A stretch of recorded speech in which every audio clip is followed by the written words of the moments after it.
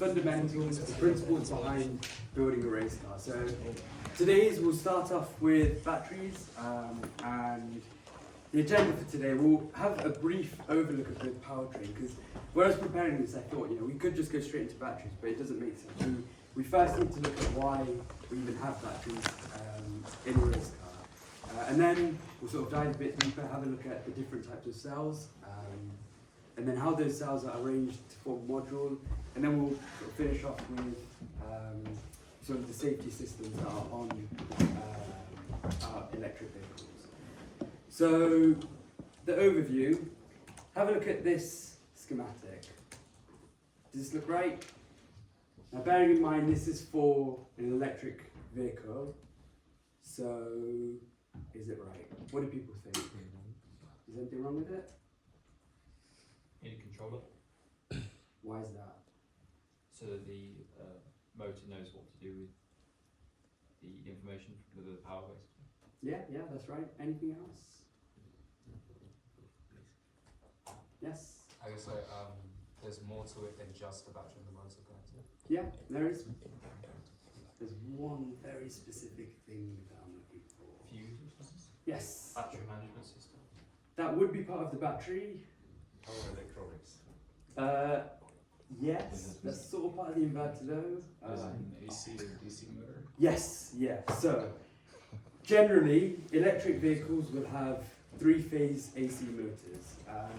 So, because the battery outputs DC voltage and DC current, you need something in the middle to invert that. So, with the power electronics, yeah, that is right. That is what sort of handles the conversion from DC to AC. So that component's required. There are other parts in the powertrain, for example, the final drive, so you might have a reduction gear or a gearbox.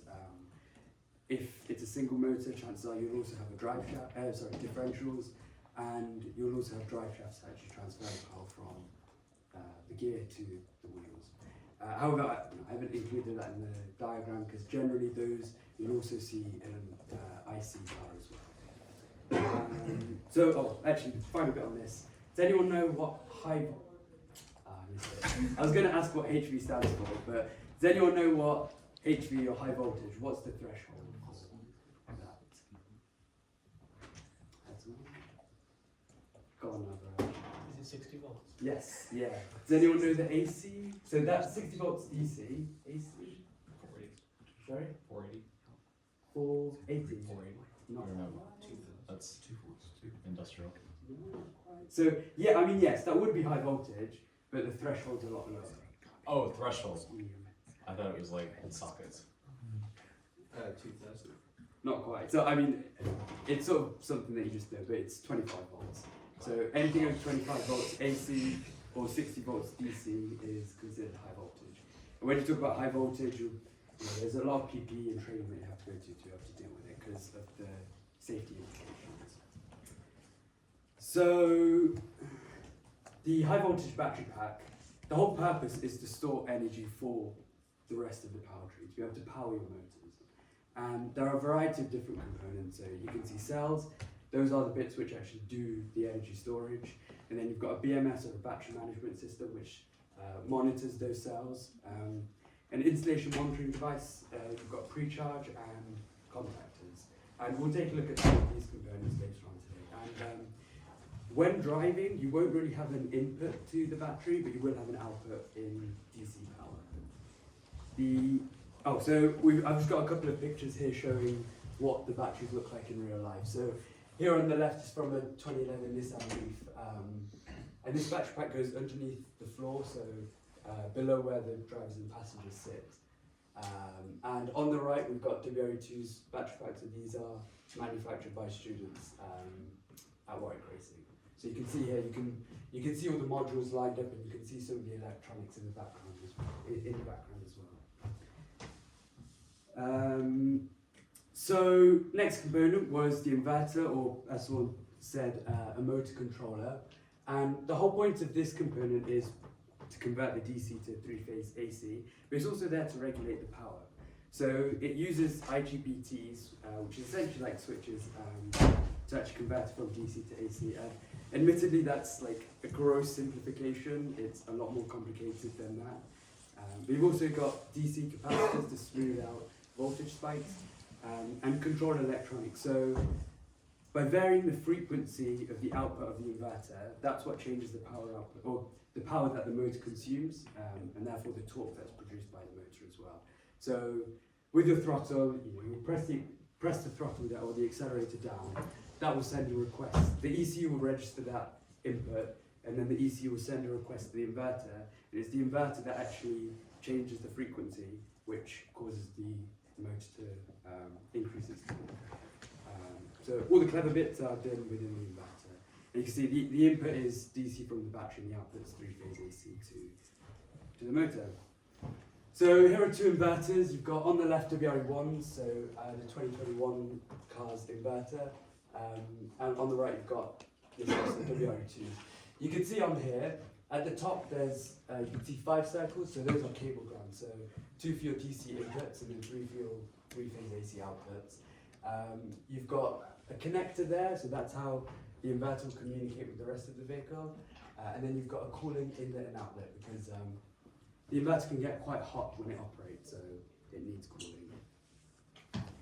And then finally you've got motors, so the whole idea is to take the electrical energy coming from the inverter and convert it into kinetic energy, or rotational kinetic energy here. You've got a rotor, a stator, an enclosure, you've got some sensors as well. So the input 3-phase AC, and then you get a rotation of some sort of shaft, and then you take that shaft power and transmit it through a gearbox, and then that'll go to the wheels and cause acceleration and things like that. Again, this is very, very simplified, and I believe we'll have a talk on motors specifically as well sometime in the future. So here's examples of some motors. So on the left again, on the left we've got this year's car now, so the MRAX 208s, and on the right we've got the SP 400 from last year's car. So you can see where the 3-phase AC comes in, the 3 high voltage cables. You can see 3 here as well. Here they're lugs to bolt onto. You can see cooling and things like that as well. And you can see the wires coming off the sensors there as well. So that's the end of the powertrain. Now we're going to go on to cells. So you've probably come across cells before at A-level or previous education, but it's the smallest unit that a battery is split into. And cells can be connected either in parallel or series to form modules. So cell chemistry, it's very important. It definitely affects the way the cell behaves. You've probably come across, I think, like, is it nickel cadmium in like AA and AAA batteries or alkali batteries? But generally within electric vehicles, you'll come across lithium ion batteries. They're the most common chemistry. So the reasons listed there, they're very high energy density, so you get a lot of energy for a relatively small amount of mass or volume. Same with the power. And it's also got low self-discharge. So if you leave a lithium-ion battery pack just sat there for many months or years, the amount of capacity that will reduce when you go back to it is relatively low compared to other components. So that's quite useful if you park your car and you don't come back for it for a couple of months. You don't want it to be completely dead. And it's also got high charge or discharge cycle life. So typically you can get around 3,000 full depth of discharge cycles. So you can charge it to 100%, discharge it to 0%, and you charge it again to 100% 3,000 times before the capacity drops to 80% of the original capacity. So this is looking at the actual chemistry a little bit more. Now this isn't the most important to engineers, but it's good to have a fundamental understanding. The most important bits here are the lithium metal oxides and the lithium ions. So on this side, the green bits, and the red ions on the right hand side. Those are the materials which change between cells and give the cells different characteristics. And you can also see, so between charging and discharging, this shows how the electrons flow and how the lithium ions flow through the separator as well.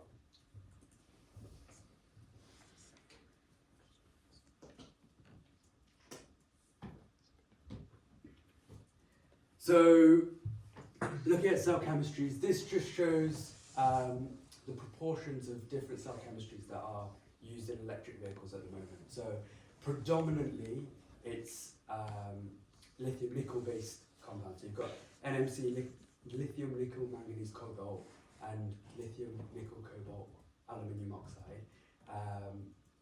And that's, sorry, the NMC ones are actually taking up most of it, so that's up to, I think, over 80% of them actually. And LFP is taking up about sort of 10%, 20% or so. Now, the reason I've put NCA ones on there is because a lot of Tesla batteries actually use that cell chemistry. But you can see it mostly is dominated by the NMC cell chemistry. So that's cell chemistries, so what's actually inside the cell, the chemicals which make up the cells. But now let's take a look at form factor. So this is how the cells are packaged. So you've got three different types. You've got cylindrical cells, which, as you can see, just come in a can.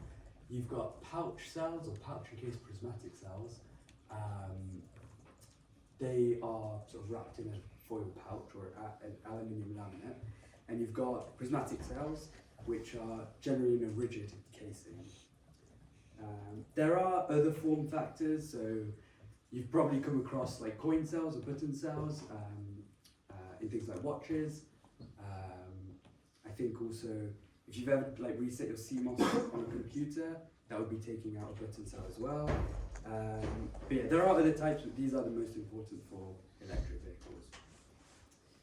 So, looking at cylindrical cells, you can see on the inside you've got the most important parts of the anode, the cathode, and the separator. So, the anode and cathode, that's directly from the cell chemistry. So, one will be based on lithium ions, and then the other would be the lithium metal oxide generally. And you can also see at the top you've got a button, that's your positive tab or terminal. And then at the bottom, as well as all the casing around it, that's your ground or your negative tab. I believe we do have some, I think it's in my bag. So I did bring along some dummy cells. So these are completely safe, don't worry. It's purely just the can, they're not live. They're completely safe to touch, don't worry about shorting anything. But you can just pass it around so people can take a look at them. But yeah, so the outside is just a steel can, and you can see on this diagram it's particularly good because it shows some of the safety features that are incorporated within the cell itself. So you can see it's got a safety vent. If anything happens, rather than the cell sort of blowing up in an uncontrolled manner, you've got a vent that will blow first and release any of the high pressure gas. You've also got a PTC, so that's, I believe, positive temperature coefficient, so it's a type of fuse. So if it gets very hot, that will blow and stop current from flowing. You've also got some other components that you can see on there. So this right-hand diagram is quite good because the way these are manufactured, you essentially take flat sheets of the anode. So you put the anode, separator, and the cathode, and then you take a core, so some sort of steel piece, and then you'd wrap the cell around that. And then you can sort of see how it's all wound around the central steel core in that diagram. And then you've got the anode and cathode, obviously. You connect to the bottom or the top, depending on whether it's positive or negative. Yeah, so now, looking at these three cells, what do the numbers mean? What do you guys think?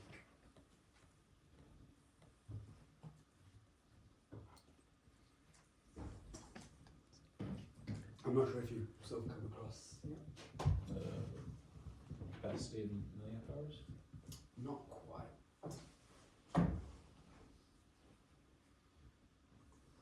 So the first two numbers refer to the diameter, and then the second two, or the last digits, refer to the length. So yeah, so here you can see, so 18650s, 80mm in diameter and 65 in length. This is a bit of an odd one out. It's 80 or 800, but similar thing. So these are obviously the cells that Tesla use, but the rest, quite a lot of the rest of the automotive industry also use similar cells. So what's the zero for this 18650 and the 21? As far as I'm aware, it's just in millimeters. It would be 650 or 65. Yeah, so 650 or 65.0, I guess. Sorry, no, in millimeters it would be 65.0. I don't think it has like any of the special. So yeah, as we mentioned, it's got a steel outer can as well as a steel core, the single layers which are wrapped around, and it's also filled with electrolyte. So that's another chemical which allows the transfer of either electrons or lithium ions from the anode to the cathode, or the other way around. I can't actually remember which one it is. So then the next form factor is pouch cells. So rather than taking the sheets, layering them and then rolling them up, you just encase the anode cathode separator and all the other materials in a laminate, an aluminium foil laminate. So on the left you can see an actual pouch cell. So WRE2, that is actually, the cells that we use are pouch cells. So this is earlier in the year when we were sort of processing the cells and making the modules. So that's a real cell that we're using. And you can see it's got a similar setup, but here notice you've actually got two cathodes, so you've got a transfer in sort of both directions, but the cathodes will both be connected together. So overall, you've still got like the same voltages as if it was just one cathode and one anode. So they're obviously rectangular, that makes packaging completely different from cylindrical cells. The positive and negative terminals are both on the same side. So with the cylindrical cells, you've got on the bottom, you've got the negative, and on the top, you've got the positive. So it makes connecting the cells together also different. So if you want to design a pack that you only really need to access from one side, then pouch cells might be a bit easier to use. And also if you take the cell and sort of put pressure on it, try to bend it, the pouch cells will give because they're not, they don't have a rigid casing, so you can sort of squish them around. And they do also have cell vents, similar to the cylindrical cells. Normally in one of the top right or top left corners, there'll be a vent so that, again, same as the cylindrical cells, if something's happened and you've got a lot of gas being produced, it can release that. Prismatic cells, we won't really go over too much, but it's very similar to the pouch cell, but with a rigid casing. So the different properties of cells. So if you look at a data sheet, some of the most important properties will be voltage, capacity, your peak discharge current, and your continuous discharge current. So we'll take a look at a data sheet now. So this is the data sheet for the cells that we just saw. And you can see the nominal capacity is about 20 amp hours. So all that means is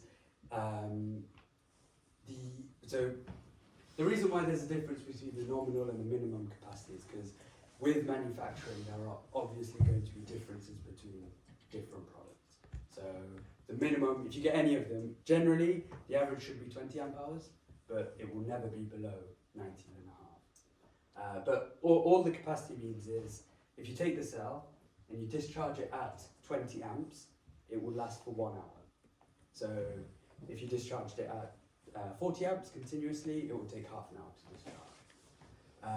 So the voltage here at 50% state of charge, it's 3.3 volts. Now that's a property of the cell chemistry itself.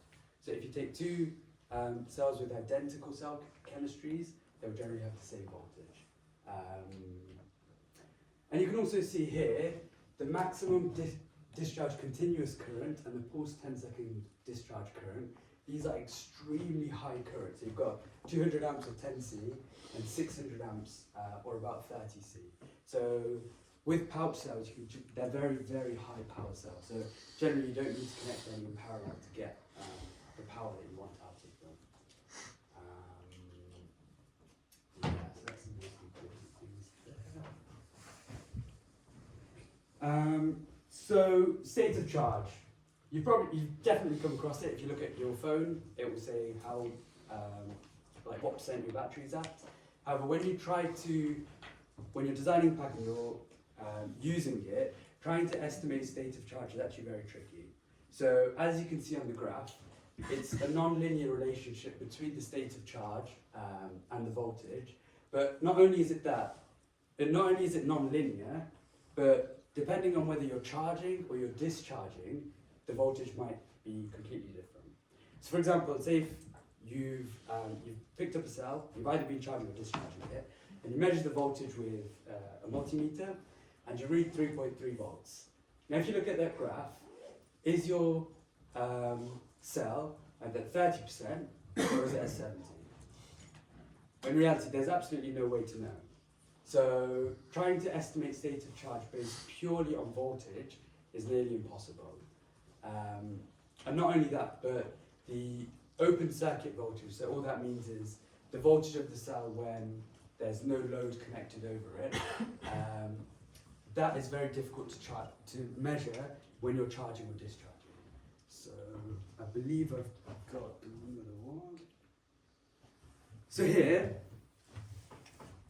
you've got three, so ignore the lower three lines which are sort of kind of in that direction. We care about the other three. You can see that the black one is discharging at 2C, so in this case it would be about 40 amps.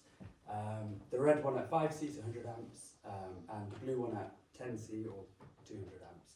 So you can see here that the voltage also, the voltage that you measure also changes based on how much current or how much load is on the cell. So that makes it even trickier to measure the state of charge of the cell. So does anyone know how we measure state of charge? Oh, so the way we do it is a technique called Coulomb counting. So the top one shows the sort of like perfect case, whereas in practice we use the one below. So because all of our measurements are discrete, it's a lot easier to do the one at the bottom. So all it's saying is you take, so your state of charge that's currently, the current state of charge is just whatever you had before, I believe that's supposed to be a minus, but whatever you had before minus the current that's just gone out times by the time period that that current was being drawn for, and then divide it by the capacity of the battery pack. So that QN, or the C at the top, that's purely just to make it a proportion of the cell. So we measure the current, so we've got sensors on the car to measure the current that's being drawn out of the battery pack. We would test the battery pack to work out what the state of charge, what the capacity of the battery pack is. So when we're driving along, we on the fly calculate what the state of charge is. But it's very, very difficult to get an exact value for state of charge. So these are always rough estimates. So we've had a look at cells. Now let's take a look at modules. So the cells are connected together using bus bars. Now we do have some bus bars here. Admittedly, these are intermodule bus bars, not between cells, but all it is just a piece of metal in this case. So it does have some shielding on it just to make it isolated, so if you touch it, it's not live.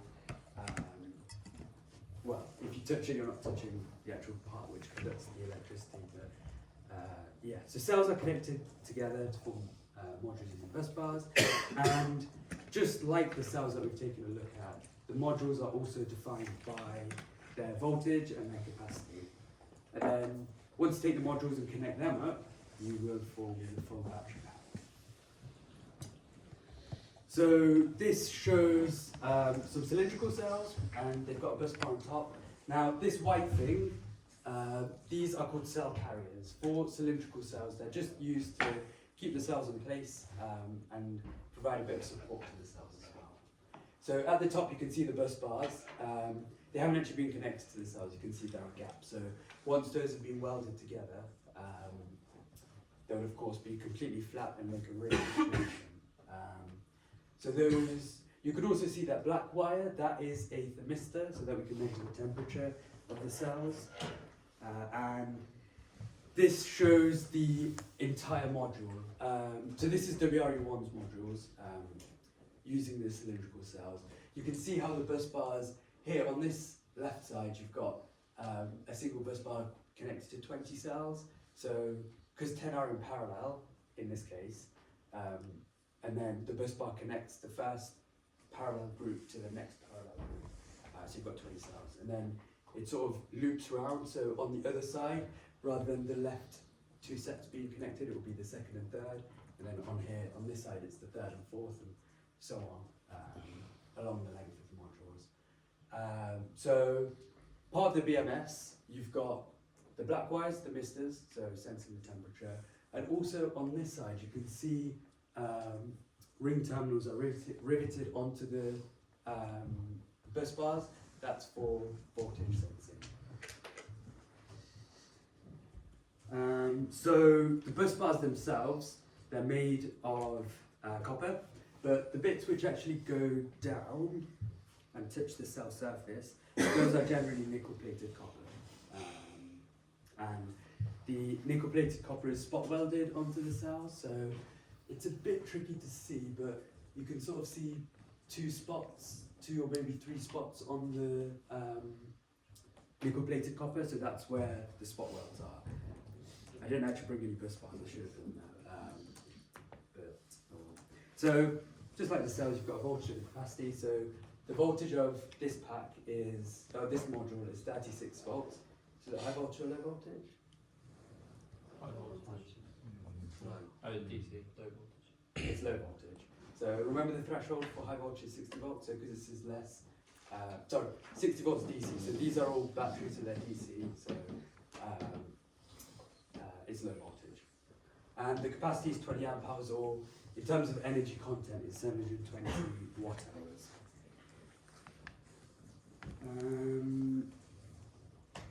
So the one we saw before, that was modules based on cylindrical cells. These are based on pouch cells. So on this left-hand side, you can see the pouch cells vertically, and these black sort of pieces there in between the cells, that is compression foam. So, as we mentioned before, these cells aren't in a rigid casing, they're in a somewhat flexible aluminium pouch. So, when they heat up, they tend to expand. So, to take up the slack there, put foam in so compression foam, when the company who made these cells, when they tested them, they also found out the life of the cells, so the time taken for the cells to reach 80% of their begin of life capacity, that increased when a particular amount of pressure was applied on the face of the cell. So that's another reason why we use compression foam. So the voltage here is slightly higher, 36.9 volts, and the capacity is the same at 20 amp hours. I believe there's a typo, I think it's supposed to be 720 watt hours. So, finally looking at safety systems. Now you might ask yourself, why do we need safety systems? Well, let's take a look at what happens when things go wrong. I hope this works. So, just a bit of context. This is looking at a nail penetration test. So this is part of, whenever you're building something and then you release it to the public, there are obviously rules and regulations that you've got to follow. So for electric vehicles, they've got the cells, the modules, and the packs all have to pass certain tests. So this is one of the tests, and it just involves taking a nail and penetrating the cell. So the one on the left, probably a bit less interesting to us. The one on the right is two pouch cells. So you can see it swells up a lot. It starts to release all of its electrolyte. And you can see it gets very hot. So all of that gas is completely toxic. it would kill us. So it's up to about 400 degrees now. So you can notice this is 40 seconds after the impact, so not a lot of time. So you can imagine if you've got a battery pack, so this was just 2 cells, if you've got a battery pack full of say, I don't know, 500 of these cells, and you're involved in a crash, then you can see that very quickly things can start to go wrong. And these, I mean, you may have heard like during crashes of electric vehicles, the battery pack might look like it's died down, but then it starts to sort of set itself on fire again.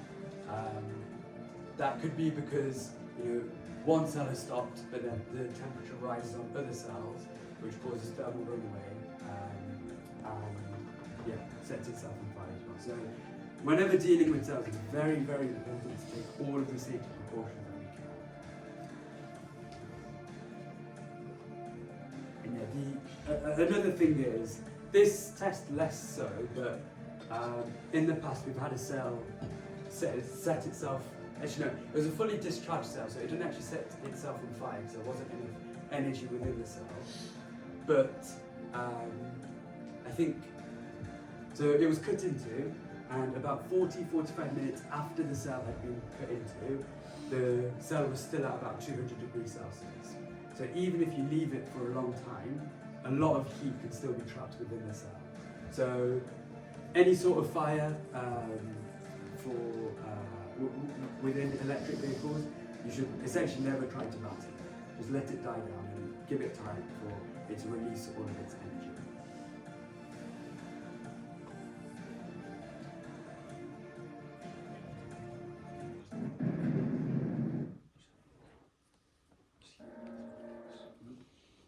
Okay, so what are the safety systems that we have? Now, I realise that these don't actually directly address what we just looked at, but to stop what we saw just in the previous slide, you would design your battery pack so that you know, you can't have an intrusion, or you limit the effects of it. So, for example, you wouldn't put your battery pack exposed, so it would have to remain within the chassis of the vehicle. So, so that if anything does impact it, ideally the chassis would take most of the impact, and the battery pack would be left protected. So, similar results to the nail penetration test can happen if you overvoltage, because of overvoltage or over temperature. So, if you're in a hot climate and you're pushing your car very, very hard, especially if it's a race car, then it can cause thermal runaway, but also overvoltage. So when you're charging it, if your charger malfunctions and it doesn't sort of stop applying voltage once the battery is fully charged, that can also cause thermal runaway.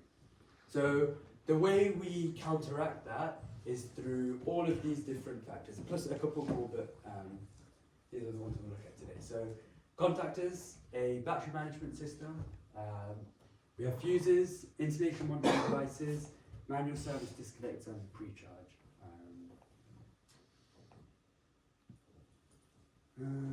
So, having a look first at contactors. So I think we've got some here, so you can pass the contactors around. So all these are, so we also call them AIRs, or accumulator isolation relays. Now, with the Formula Student rules, they're a bit picky. They, for some reason, don't like us using the word battery. They much prefer accumulators. So accumulator, battery, in our case, they're both exactly the same. But they're used to isolate the batteries whenever you don't need to connect the battery to the outside. Or the only reason you'd be connecting is when you're going to drive, right? So whenever you're not driving, your contactors would open and make sure that there's no connection.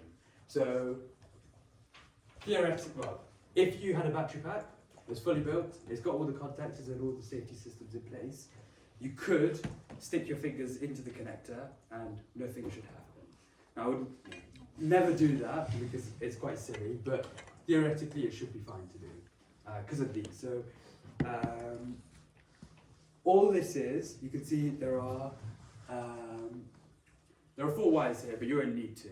Whenever you apply voltage over the, what do they call it? I think coil terminal, something like that. But whenever you apply voltage over those, it will close the relay. So as soon as you take the voltage off, it opens the relay and breaks the circuit. So this shows the schematic for WRE2's, the high voltage schematic. And each of these, the sort of black rectangle with an orange circle that has a number in it, that is a contactor. So because we've got 2 battery packs, we've got 5 contactors to ensure that there's no voltage outside the battery. But if you've just got 1 battery pack, you can get away with 2 contactors. Some of the other safety systems here that you can see on the schematic, you've got a fuse here, so 350 amp fuse. When the current goes above it, the fuse will blow. That's pretty straightforward. You've also got a HV disconnect, but we'll talk about that later. So the Bender IMD, that's the installation monitoring. We'll take a look. And the IVTS, that is a current and voltage sensor. So I did mention pre-charge earlier. So inverters, we mentioned that they've got a DC link capacitor or capacitor bank in them. Now, if you think back to, I think it's year 1 electronics, the current through a capacitor initially, well, a capacitor is basically a short circuit when you switch the circuit on. So it's exactly the same with inverters. So when the inverter isn't charged up at all, it's basically a capacitor, you turn your battery on, you will get very, very high inrush currents. So to limit that, all we do is we bypass the first contactor when we turn the car on, and we go through the P, so the pre-charge contactor. Now that has a resistor, a 100 ohm resistor in series with it. So our battery pack is about 500 volts. So as soon as you turn the car on, the inverter is a short circuit. You've got 100 ohms, so the current you should get is only about 5 amps, which is a lot more manageable than the short circuit currents that you could get if we didn't have that resistor in there. And then, obviously, when we're actually driving, we don't want to be wasting energy by heating up that resistor or dissipating power through that resistor. So as soon as the inverter is charged up, we would close contactor number 1 and then open the pre-charge contactor.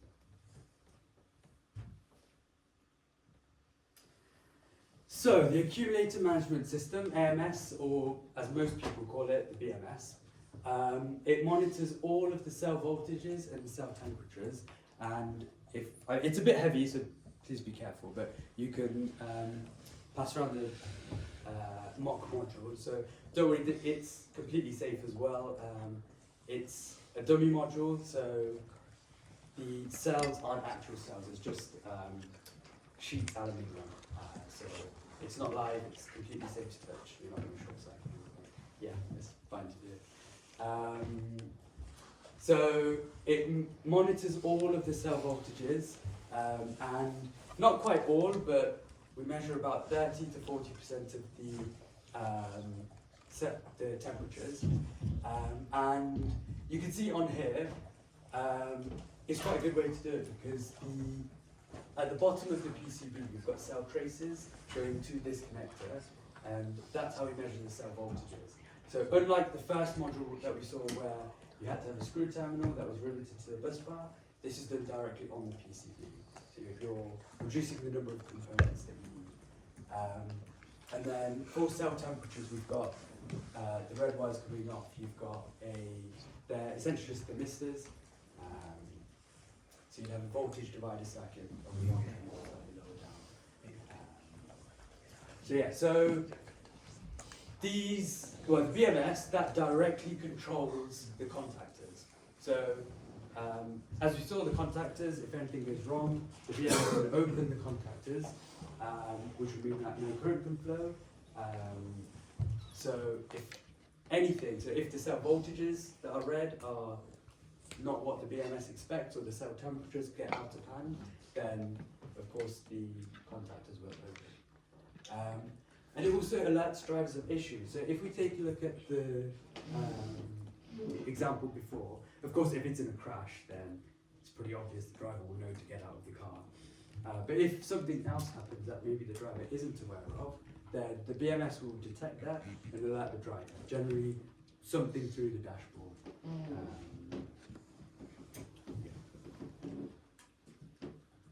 So the installation monitoring device, this is a very important piece of equipment.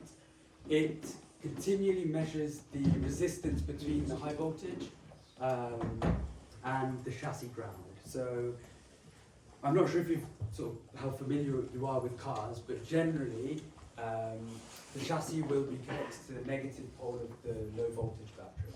So including on sort of most cars, if you measure the resistance between the negative battery and anywhere on the chassis, it will generally be quite low. And it's the same on our car as well. So the reason why this is here is, if you imagine HV cables on a car, obviously there's a lot of vibration going on, and you could chafe through the insulation of the bus bars. Could be bus bars, but probably the cable. So I don't know where the bus bar is, but the orange bit, if you go through that material, you'll be touching directly onto the high voltage. So that would be very bad, because if you've got one failure, all you need is one more failure for you to potentially create a short circuit. Now, we said that high voltage was anything over 60 volts. The reason why that's the threshold is anything over 60 volts can cause a lot of harm to humans. So, although it's not recommended, if you touched voltages below 60 volts, it shouldn't sort of harm you permanently. But anything over 60 volts, then there's a serious chance of harm. So, for example, if inside the battery you've got a bus bar which has come loose and now it's touching the case of the battery, and you didn't have an insulation monitoring device, then if you start opening the battery up and you accidentally touch one of the bus bars and the case, then you could short circuit the battery. And I'm sure you can imagine, just like the video that we saw, that can cause some very, very bad things. So this is a very, very important piece of kit to have on the car. So it will measure the resistance between the high voltage and the chassis. If it monitors anything below 500 ohms per volt, so for our battery pack, which is about 432 volts, if it measures the resistance of below 216 kilo ohms, then it will set off the IMD error on the car. And yeah, if you ever see an IMD error, then you just know to get out of the car because it can be quite dangerous. Yeah, so it's just to ensure that the HV is isolated from the rest of the car, and it's to reduce the chance of any sort of electric shock. Now, manual service disconnect, or MSDs. This is also called HVD, so high voltage disconnect. But all it does is breaks the high voltage circuit. So we've got one here. I think if you sort of take it off and show it so that people can see the inside as well. How do you take this one? So it's got 2 clips.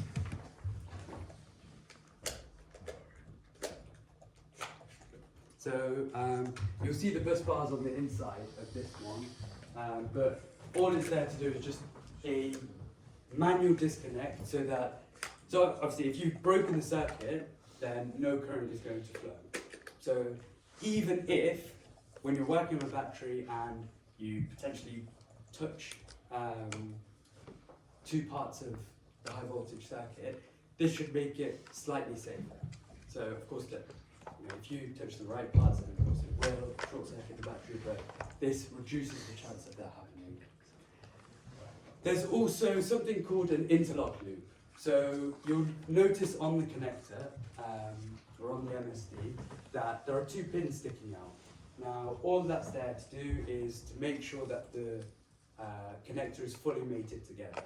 So on the plug side, so whatever comes off, that would just be an internal short. And that's, used to check that the connector's connected together. So that was it. A very quick sort of crash course on batteries. Does anyone have any questions? I understand that's a lot of sort of information. You mentioned that like over voltage can cause like thermal runaway. Obviously, like, that could be a problem. What can cause? Like over voltage. Yes, yeah. So is that something that still affects like phones that we have today? Because you know Samsung had the whole thing a couple years ago. I where- don't think so. I Okay. believe the control electronics that are on your phone should be clever enough to switch things off. So it will monitor the voltage of the battery. Once it's reached the, whatever voltage it is when it's fully charged, it should come. Will we be looking at using like active cooling systems on the cells and batteries to maintain efficiency, or will we be looking like passive cooling? So cooling's an interesting one. For proper electric vehicles that are manufactured by and sold to the general public, they will definitely have cooling in there because they might be driving for hours on end, and in those use cases, the cells will get hot and need to be kept at their operating temperature. However, for us, because we're building a race car, we really have to prioritize weight. We want to get things as light as possible, and we also don't want to overcomplicate things. So the longest event that we take part in is about 25, 30 minutes maybe, and your ambient is probably around 20 to 25 degrees, and the maximum temperature we can go up to is 60. So what we generally will do is run simulations or do some physical testing. If we find that the cells, when we test them, they don't get close to 60 Celsius mark, then there's no point in adding cooling because your longest event, you're not even getting hot enough. So why add all of that weight when it's not serving you any benefit? But if the temperature does get high enough, then you could add cooling.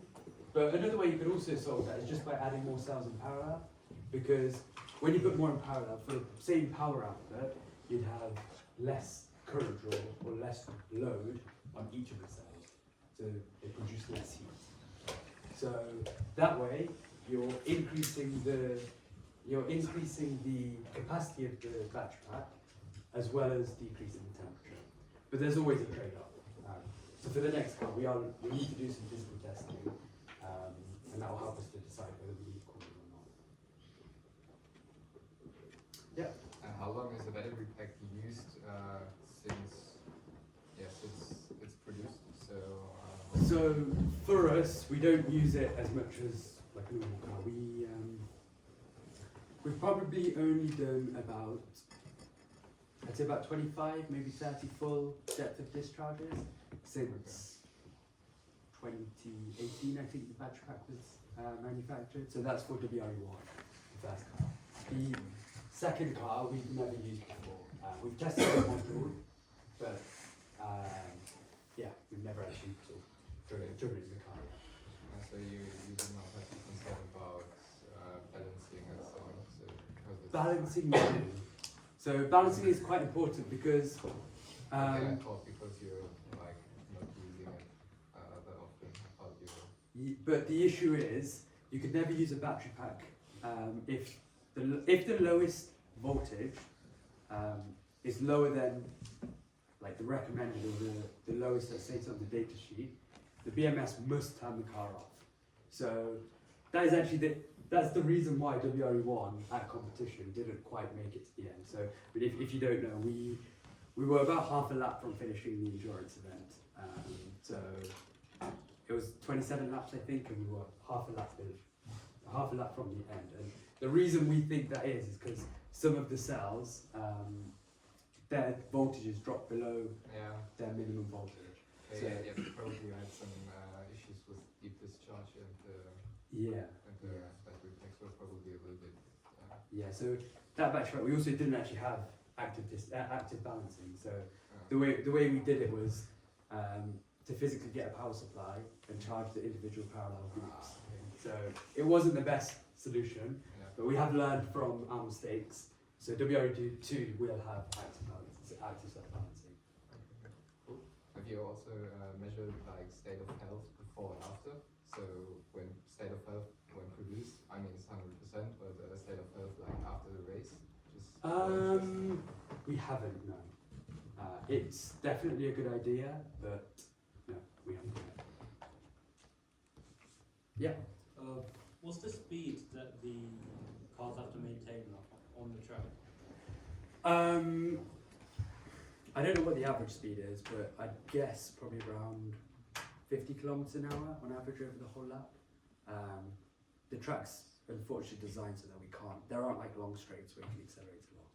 There are a lot of sort of medium to slow corners. But we do have the data, it's pretty easy to work out what it is. I saw on the data sheet that they can charge up at a pretty high rate. Is that helpful? Do you use any regen, or is it just like nice to have? I think it's like 100 amps or something. Yeah. So 200 amps of charge. yeah. So the thing is that's a pulse 10-second charge current. So Yeah. it can only do 200 amps for 10 seconds. But although it can do 100 amps continuously, so that's about 5C. So because it's a very high capacity battery pack, cell, it is quite high. It would be able to handle regen, but it might overheat because we don't have active core. Also with that, it's quite high capacity, so we're not actually stressing the cells a lot. Yeah. So we will test it and see if it can do it. Why do you use the pouch cells over the other types? So in this case, to be completely honest, they're what were available to us. So there may be a lot of sort of engineering reasons why, but in reality, yeah, they all were available. But there are a lot of other reasons why you might use it. So they're quite easy to package. So because they're rectangular, you can just slap it in a bigger box, and it will fill the space up quite nicely. Unlike, for example, looking at the cylindrical cells, even if you have a sort of honeycomb structure, because you're packing circles into a rectangular shape, you will always have space that you're not using up.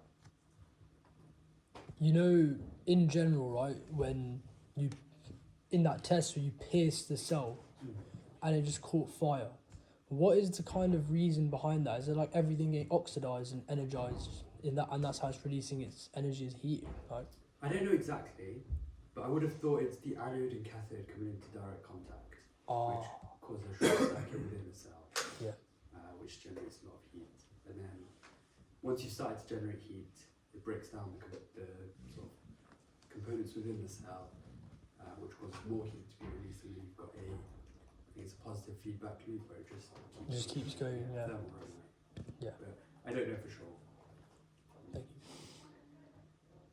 you. Okay, I mean, one more. But in terms of packaging, are you thinking of putting the batteries behind the driver? Yes, yeah. So WR1, WR2, for those that don't know, we're in the side pods, so that's next to the driver, but yeah, we're going to do it. And sorry, but how big are you thinking of making them? We don't know for sure, but capacity-wise, we're aiming for about 7 kilowatt hours. I don't know exact dimensions, but we'll probably go. Have you seen WO2 chassis? You have, haven't you? Yeah. Okay, so I think it will be about 500 by 650 millimeters and about 100 or 120 millimeters tall. Okay. Yeah. Sorry. Is pouch cells the cheapest options compared to prismatic cells or cylindrical cells, or are they cost-wise, I think pouch cells you can get for these ones are. Do you remember what it was? Was it 30 or 40 quid per cell? Yeah, 40 quid per cell. Whereas cylindrical you can get for about 8 quid a cell. But it really did. I don't think you can make generalizations with form factor like that. You'd have to look at the individual cells that you're comparing, and then look at the price differences there. Obviously, when you start mass manufacturing things, for example, automotive manufacturing, everything gets a lot cheaper. Okay, I mean, thank you very much for listening. I hope that was useful. For the PDR points,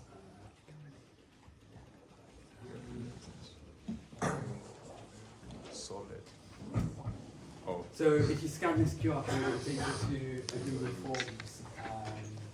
So Google Form, just fill it in. There is a question on there, but I think it should be fairly straightforward. It should allow you to get your PDF reads.